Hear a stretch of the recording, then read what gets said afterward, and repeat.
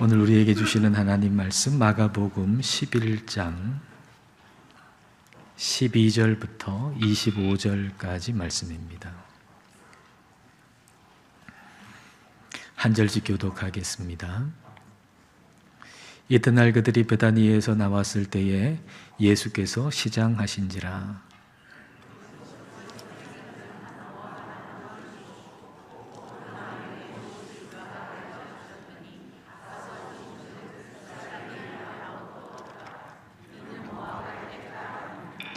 예수께서 나무에게 말씀하여 이르시되 이제부터 영원토록 사람이 내게서 열매를 따먹지 못하리라 하시니 제자들이 이를 듣더라.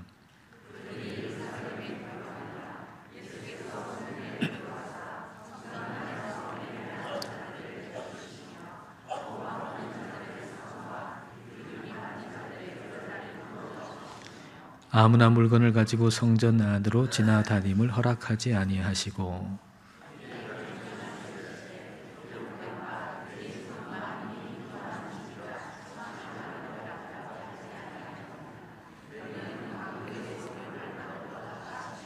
대제사장들과 서기관들이 듣고 예수를 어떻게 죽일까 하고 꾀하니 이는 무리가 다 그의 교훈을 놀랍게 여김으로 그를 두려워하밀더라. 그들이 아침에 지나갈 때에 무화과 나무가 뿌리째 마른 것을 보고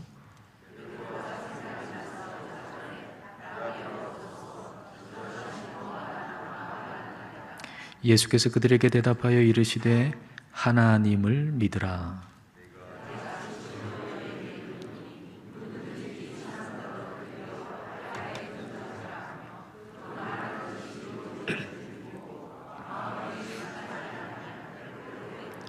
그러므로 내가 너희에게 말하노니 무엇이든지 기도하고 구하는 것은 받은 줄로 믿으라. 그리하면 너희에게 그대로 되리라.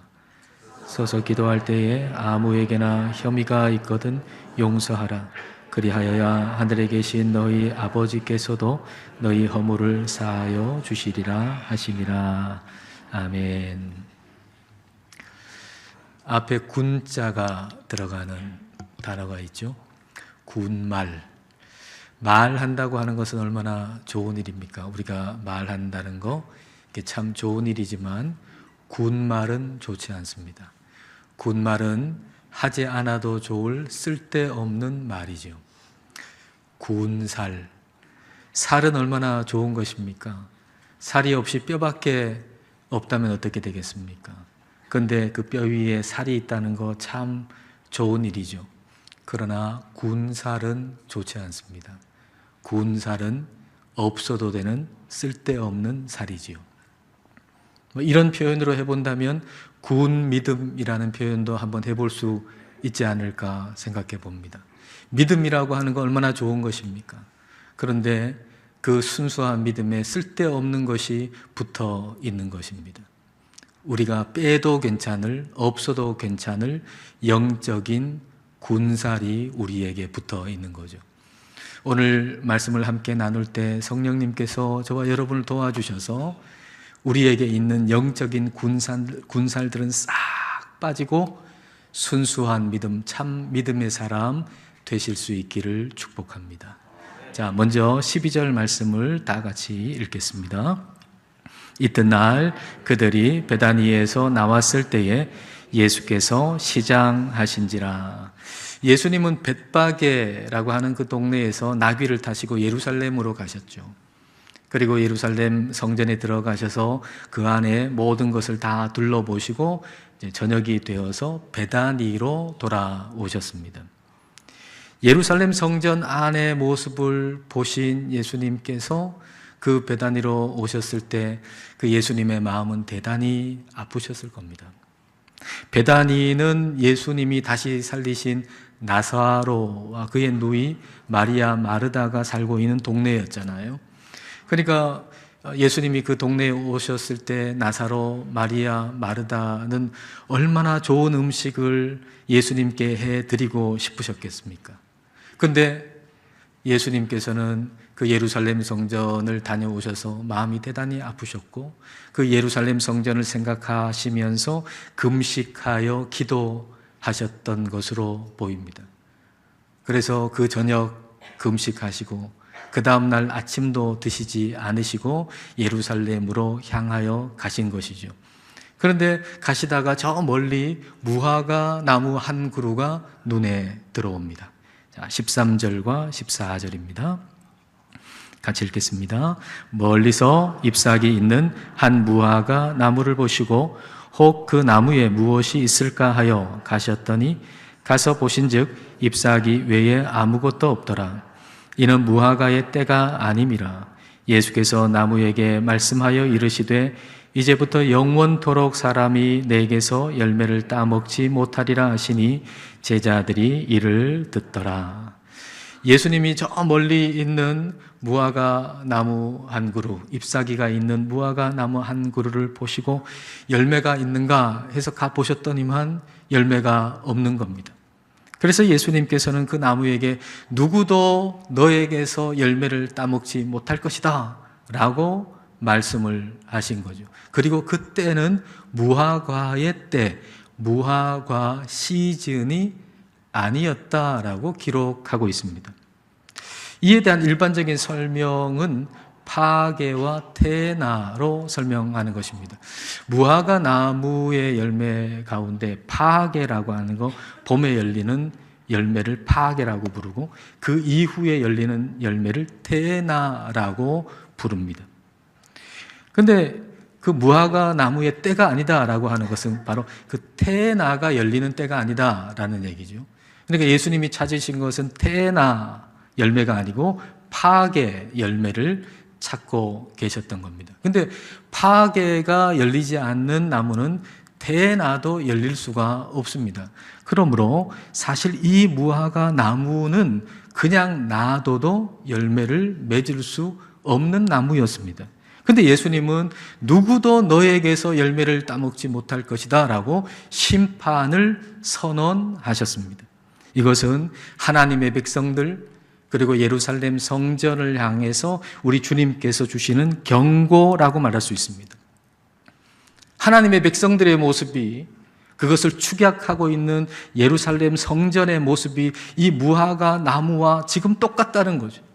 그러니까 이 무화과 나무가 지금 심판을 받았듯이 예루살렘 성전이 하나님의 백성들이 심판을 받게 될 것이니 이 경고를 빨리 듣고 빨리 돌이키고 회개하라라고 하는 우리 주님께서 우리에게, 하나님 백성인 우리에게 주시는 경고의 말씀인 것입니다.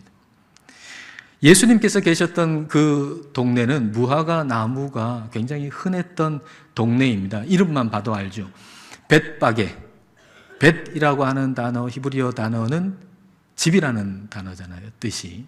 그리고 뒤에 있는 바게, 파게, 금방 말했듯이 무화과 나무에 처음 열리는 열매를 일컫는 거죠. 그러니까 벳바게는 바게의 집, 무화과 나무의 집이란 말입니다.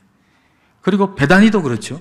베다니라고 하는 동네 이름도 가난한 자의 마을, 가난한 자의 집이라는 뜻도 있지만 벳이라고 하는 집이라는 단어하고 뒤에 테나라고 하는 단어가 합성된 것으로 봐서 테나의 집, 무화과 나무의 집이라고 볼 수가 있습니다. 즉 그 동네에서 흔하게 볼 수 있는 것이 무화과 나무였다는 겁니다. 근데 유독 예수님께서 보셨던 저 멀리 있던 그 무화과 나무만이 지금 잎사귀가 나 있는 상태인 겁니다. 무화과 나무는 열매를 맺고 그 다음에 잎사귀가 나거든요. 그러니까 잎사귀가 있다는 얘기는 열매가 있다는 얘기예요. 다른 무화과 나무에는 아직 잎사귀가 없어요. 그래서 열매가 없다는 게 분명해요. 아, 저 나무는 아직 잎사귀가 없네, 열매가 없네, 이게 분명한데 유독 예수님이 보셨던 저 멀리 있던 그 무화과 나무만큼은 잎사귀가 있었단 말이죠. 그러니까 저기 열매가 있을 수 있겠구나 라고 생각하셔서 가까이 가셨더니 거기에 열매가 없었던 것이죠. 그 겉모습으로는 열매를 줄 것 같이 기대감을 잔뜩 심어주면서 사람을 이끌었는데 가까이 가서 보니 다 허탕치고 돌아가게 만들어 버린 것입니다. 그 안에 열매가 없었던 거죠. 그 안에 알맹이가 없었던 거죠. 근데 이 모습이 바로 예루살렘의 모습과 정확하게 일치하는 모습이었다는 겁니다. 예루살렘 성전은 이스라엘의 랜드마크예요. 그러니까 우리가 어딜 가든지 어느 도시에 가든지 랜드마크가 있잖아요. 가장 높고 아름답고 멋진 건물. 바로 예루살렘 성전이 그런 건물이거든요. 그보다 아름답고 그보다 크고 멋진 건물은 주위에 없어요. 랜드마크예요. 그러니까 그렇게 외형적으로는 사람들을 이끄는 거죠. 우리가 아주 멋지고 아름다운 건물 보면 거기 한번 들어가 보고 싶잖아요. 예루살렘 성전이 그랬던 겁니다. 사람들을 끌어당겨요. 저기 가면 뭐가 있을 것 같아요. 저 안에 가면은 하나님 만날 것 같아요. 저 건물 안에 들어가면은 하나님께서 주시는 복을 받을 것 같아요. 근데 막상 성전 안에 들어가 보니 믿음의 열매는 없는 거예요. 빈 껍데기뿐인 거예요. 그 안에 성전 안에 기도는 없고 흥정만 남아있는 성전. 여러분 15절과 16절 말씀 보십시오.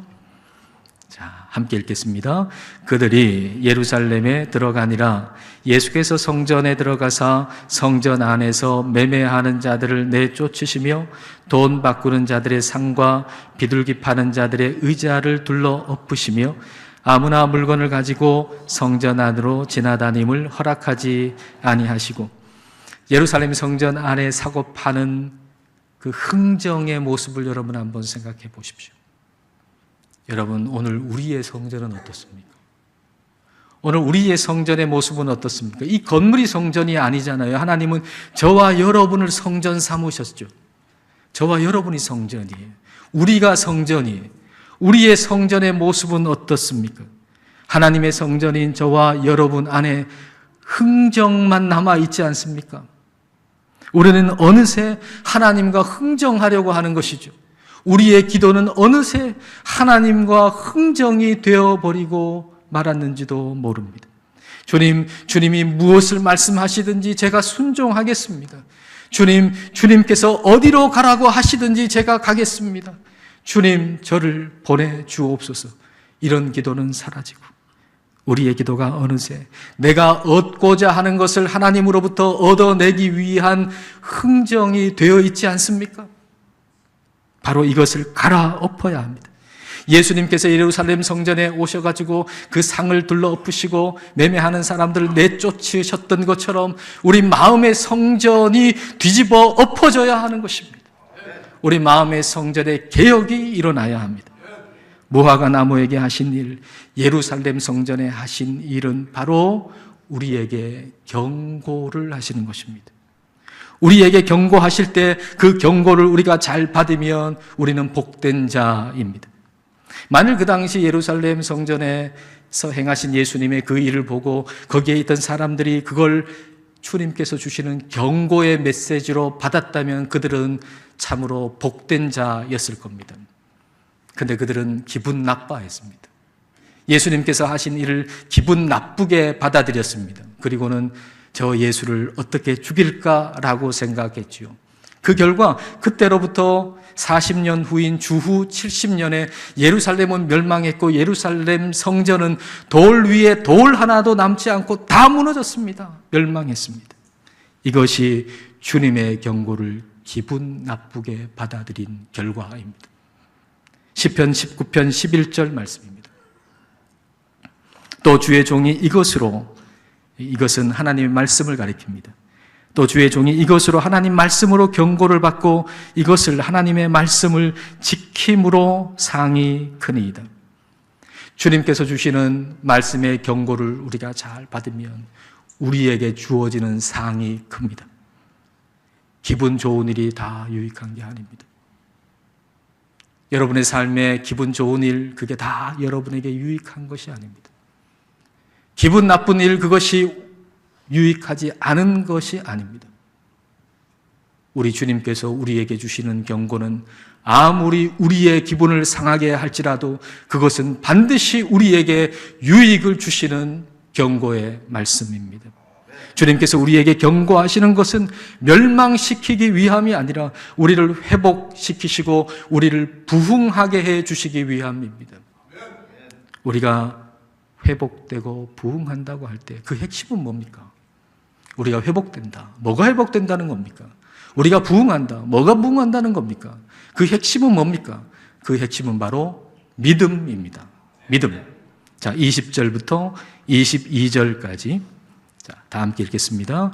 그들이 아침에 지나갈 때에 무화과 나무가 뿌리째 마른 것을 보고 베드로가 생각이 나서 여짜오되 라비여 보소서 저주하신 무화과 나무가 말랐나이다. 예수께서 그들에게 대답하여 이르시되 하나님을 믿으라. 다음 날 장소를 같은 장소 지나가다 보니까 무화과 나무가 뿌리째 말라 있는 겁니다.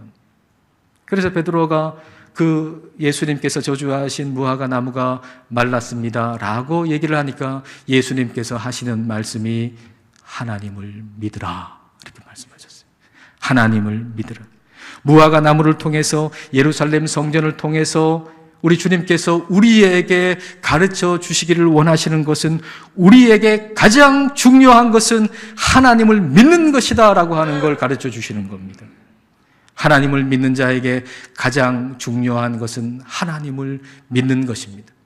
샤를르 드 푸코라고 하는 프랑스의 수도사가 한 유명한 말이 있잖아요. 하나님을 믿는 자에게 가장 어려운 것은 하나님을 믿는 것이다. 하나님을 믿는 사람에게 가장 어려운 일은 하나님을 믿는 것이다.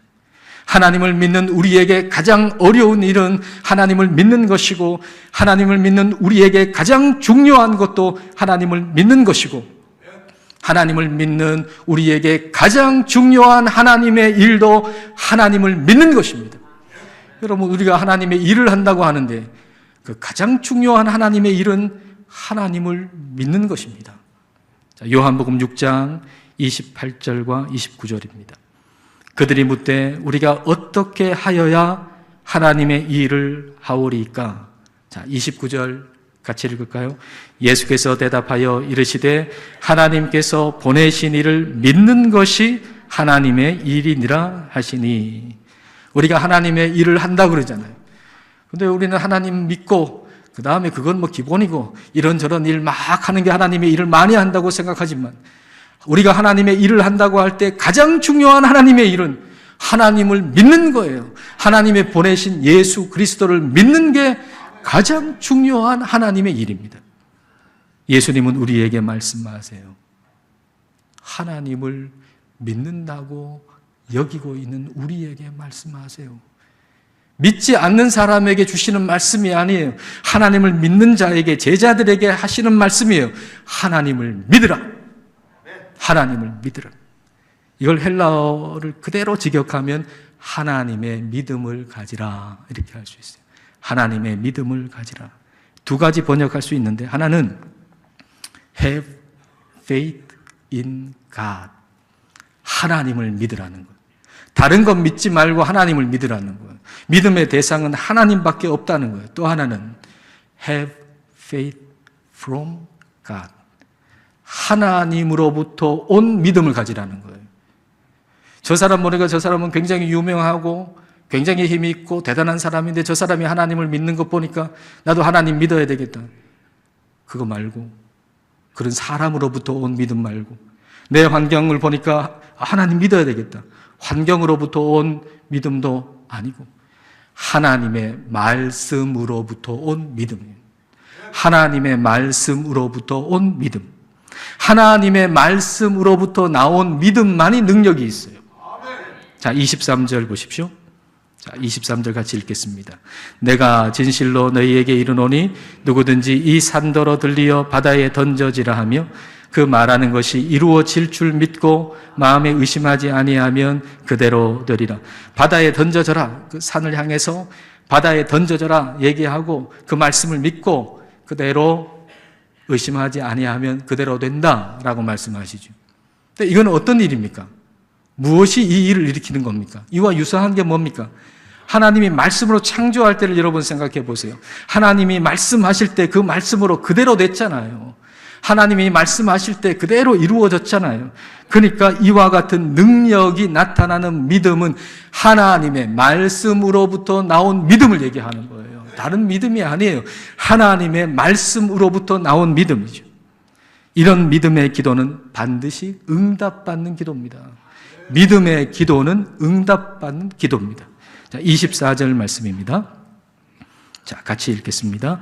그러므로 내가 너희에게 말하노니 무엇이든지 기도하고 구하는 것은 받은 줄로 믿으라. 그리하면 너희에게 그대로 되리라. 자, 이 기도는 믿음의 기도입니다. 기도는 내 소원으로 드리는 기도가 있고 믿음으로 드리는 기도가 있습니다. 그런데 우리는 내 소원으로 드리는 기도를 간절히 드린다는 이유로 믿음으로 드리는 기도라고 착각하는 거예요. 여러분, 내 소원으로 드리는 기도는 믿음의 기도하고 달라요.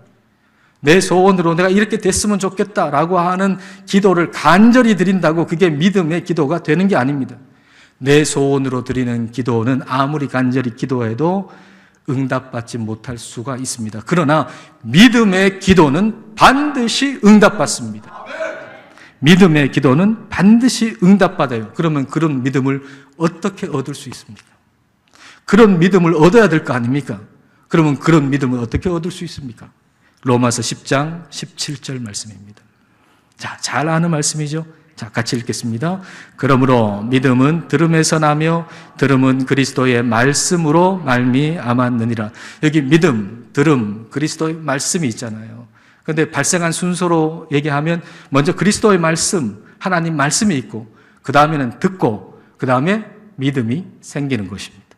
먼저 하나님의 말씀이 있잖아요. 이게 은혜죠.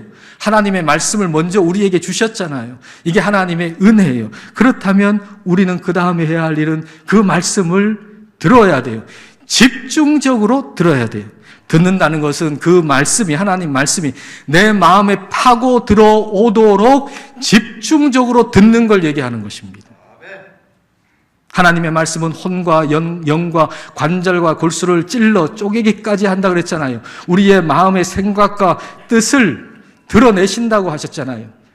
그러니까 세상의 의학적인 어떤 의술적인 거, 의료기기, 그리고 의술적인 방법, 상담의 방법, 그건 우리 안에 들어올 수 없는 부분에 있어요. 그래서 아무리 의술로 뭘 해도, 아무리 상담 방법으로 뭘 해도 고쳐지지 않은 정신적인 문제가 있고 육체적인 문제가 있단 말입니다. 그런데 하나님의 말씀은 우리 안에 들어오지 못할 부분이 없는 거예요. 그래서 하나님의 말씀이 우리 마음속에 들어와서 그 말씀으로 인한 믿음이 생길 때 그때 기적의 믿음이 우리 안에 일어나는 것입니다. 하나님의 말씀을 경청하고 들을 때 우리 안에 그 말씀이 들어와서 믿음이 생기는 거예요. 우리 마음에 믿음이 생기지 않는 것은 하나님의 말씀을 집중해서 듣지 않기 때문이죠. 어떤 이의 표현을 빌리자면 오른쪽 귀로 듣고 말씀을, 그리고 왼쪽 귀로도 들어야 돼요. 이게 듣고 듣는 거예요. 이게 경청하는 거예요. 집중하는 거예요. 그런데 많은 사람들은 한쪽 귀로 듣고 또 다른 귀로는 다른 걸 듣는 거예요. 한쪽 귀로 듣고 또 다른 귀로는 다른 걸 들으니까 마음속에 믿음이 생기지 않고 마음이 혼란스러워지는 거죠. 여러분이 1년 52주 아니 10년을 여러분 말씀을 들어보십시오. 그런데 그 말씀을 한 귀로 듣고 또 다른 귀로는 다른 것을 들으면, 충돌되는 걸 들으면 마음에 믿음이 생길 리가 없습니다. 마음이 혼란스러워질 뿐이죠. 우리는 하나님의 말씀을 완전히 집중해서 들어야 됩니다. 하나님의 말씀을 완전히 집중해서 들을 때 그 말씀이 내 안에 들어오는 거예요. 성경 속에 있는 이 말씀이 내게 들려주는 말씀으로 내 안에 들어와가지고 그 말씀이 내게 믿음을 주는 거예요. 아니, 성경 속에 있는 성경 말씀이 성경 속에만 있으면 뭔 소용이 있습니까? 이 말씀이 오늘 내게 들려주시는 말씀으로 내 마음속에 파고 들어와야죠. 그럴 때 그 말씀으로 인해서 믿음이 생기는 거예요. 내가 만들어낸 믿음이 아니고 하나님이 내 마음에서 만들어주신 믿음인 겁니다. 24절은 바로 이와 같은 믿음의 기도를 얘기하는 거예요. 24절 다시 읽겠습니다. 그러므로 내가 너희에게 말하노니 무엇이든지 기도하고 구하는 것은 받은 줄로 믿으라. 그리하면 너희에게 그대로 되리라. 기도하고 받은 줄로 믿어라. 그러면 그대로 된다 라고 할 때 이 사이에는 격차가 있잖아요. 내가 믿음으로 기도했어요. 그런데 현실은 기도하는 내용과 다르잖아요. 그렇게 되게 해줄 것이다 라고 하는 사이에는 격차가 있잖아요. 상반된 현실이 있잖아요.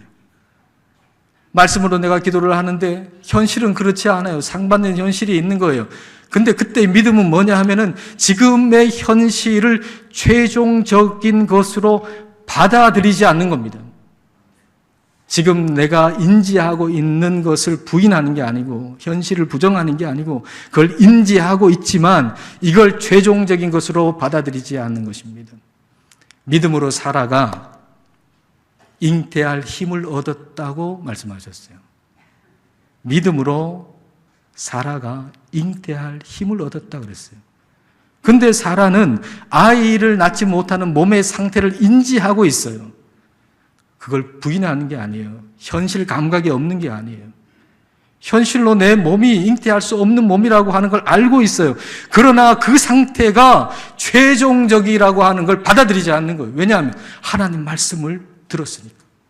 아들을 주신다라고 하는 하나님 말씀을 듣고 그 말씀이 마음을 파고 들어와서 하나님의 말씀이 내 안에 믿음을 주시고 그 믿음으로 기도하는 거죠.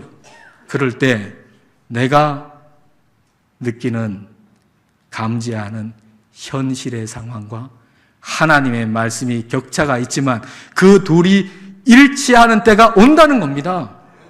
이게 하나님의 응답이죠. 기도의 응답이죠. 믿고 기도할 때, 말씀을 가지고 기도할 때, 그때 지금의 현실은 아니지만 하나님 반드시 그 격차가 없어지게 만드는 응답을 해주신다는 겁니다. 이와 같은 일은 하나님의 말씀이 우리 마음에 들어와야 가능해요. 하나님 말씀이 우리 안에 들어와서 말씀이 주시는 믿음이 있어야만 이와 같은 일이 가능한 거예요. 그러니까 하나님께서 하시는 일을 경험하려면 반드시 하나님 말씀을 듣고 믿음이 자라는데 방해가 되는 건 어떤 것도 허락하면 안 됩니다. 자, 25절 말씀을 보십시오. 자, 같이 읽겠습니다. 서서 기도할 때에 아무에게나 혐의가 있거든 용서하라. 그리하여야 하늘에 계신 너희 아버지께서도 너희 허물을 사하여 주시리라 하시니라. 기도할 때 아무에게나 혐의가 있거든. 이 말은 누군가에 대한 원망, 불평이 생각나거든. 누군가에 대한 부정적인 감정이 일어나거든. 용서하라. 이 말입니다. 기도하려 그러면 항상 쓸데없는 생각 나죠. 기도하려 그러면 해야 할 일도 생각나고, 기도하려 그러면은 자꾸 마음속에 누군가에 대한 원망도 생각이 나고, 불평도 생각이 나고, 부정적인 감정도 우리에게 있을 수가 있어요. 근데 누군가에 대한 부정적인 감정은 마치 불과 같아요. 그 불이요, 아주 조그맣게 보여도 그 불을 가만히 놔두면 내 온 마음을 다 태웁니다. 부정적인 감정, 누군가에 대한 부정적인 감정이 아주 사사롭게 작게 일어났다고 할지라도 그걸 가만히 놔두면 여러분의 온 마음을 다 태웁니다. 온 마음을 다 태운다는 얘기는 하나님의 말씀이 내 마음속에 들어올 자리를 마련하지 않는다는 거예요. 하나님의 말씀이 내 마음속에 들어올 자리를 마련하지 아니하면 백날 하나님의 말씀을 들어도 하나님의 말씀으로 인한 믿음이 내 안에서 생기지 않는다는 얘기입니다. 이 상태가 지속되면 잎은 있지만 열매가 없는 무화과 나무처럼 되어버리고 맙니다. 이 상태가 지속되면 겉은 화려하지만 화려한 신앙 경력은 가지고 있지만 신앙의 직분도 가지고 있지만 그러나 알맹이가 없는 참된 믿음이 없는 예루살렘 성전과 같은 모습이 되고 마는 것입니다. 이렇게 되지 않도록 주님이 우리에게 말씀하시는 겁니다. 우리를 사랑하셔서 죽기까지 사랑하신 우리 주님이 오늘 우리에게 말씀하시는 겁니다. 하나님을 믿으라. 하나님을 믿으라. 우리에게 가장 중요한 것은 하나님을 믿는 것입니다. 오늘 저와 여러분에게 가장 중요한 것은 하나님을 믿는 것입니다. 하나님의 말씀을 믿는 것입니다. 참되게 하나님을 믿는 저와 여러분 되시기를 주님의 이름으로 축복합니다. 기도하시겠습니다. 이 시간 우리 기도하실 때 잎은 있으나 열매가 없는 무화과 나무의 모습, 사고 팔며 흥정이 오가는 예루살렘 성전의 모습을 통해서 우리 자신의 모습을 살펴보십시다. 하나님을 믿는 우리가 하나님의 말씀으로부터 나온 믿음으로 기도하는 성전이 되기를 이 시간 함께 기도하시겠습니다.